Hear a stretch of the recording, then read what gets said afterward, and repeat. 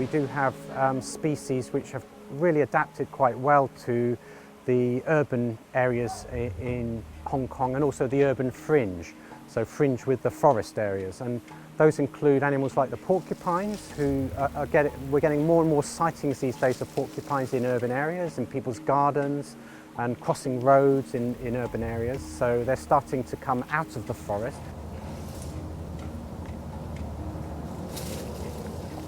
Also, we have the same situation with wild boar, that they're not restricting themselves to the forests. There's a lot of encroachment now of forest areas and the country parks, or buildings close to the country parks, and the wild boar come out sort of opportunistically looking for easy food, and then they get a bit confused in the urban environment. Maybe they get stuck behind fences and find themselves walking right into shopping centres and coming up in all sorts of places.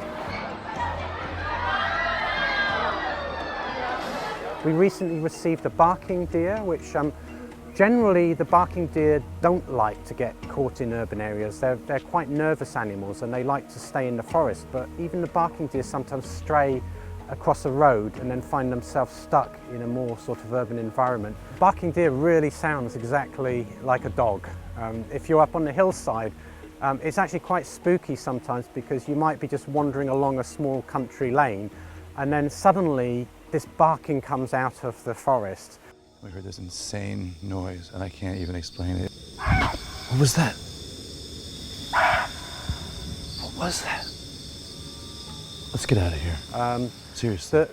In the New Territories, in an area like where we are now, is a very good area for leopard cats, because they are often very close to urban areas. So I would say that they're like fringe animals. They like to be in the forest, but they're very inquisitive, and they will come down to more urban areas where possibly they can find rats and mice to feed on, but they'll sit quiet, so you'll walk past them and you won't even know they're there. But if you do this at night and you have a torch in your hand, you can often get reflections from their eyes, so that's one way of spotting them. But we know that there's a fairly healthy population around here, because we often do little camera trapping sessions.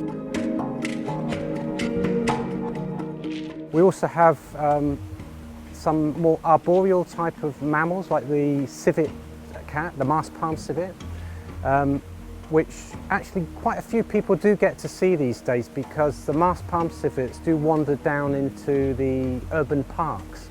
So they're feeding on fruits, and they've got a slight carnivorous diet, but they're often spotted in the trees, actually trying to find fruit.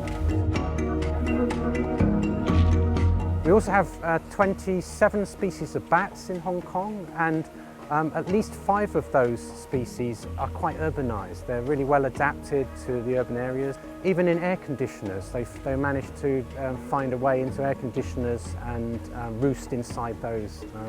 Another animal which commonly gets delivered to our rescue centre is a snake. We get many different snake species that get delivered by the Hong Kong police that are found as stray. So they get call-outs where snakes end up in school playgrounds or even in people's houses, and they get captured by the snake catcher who is employed by the police. They then get bagged and boxed and delivered to Kadoorie Farm, where we have a kind of a long undertaking with the police to deal with this stray snake issue. I think we're starting to see in Hong Kong a lot more conflict situations with animals, and it's partly due to the urbanisation and urbanisation around the edges of forests and natural areas. There are animal-friendly designs that can be incorporated into architecture, into railing design. I think there needs to be a better culture here of living with the animals, but also protecting your interests, rather than just running to the government and complaining every time you see something.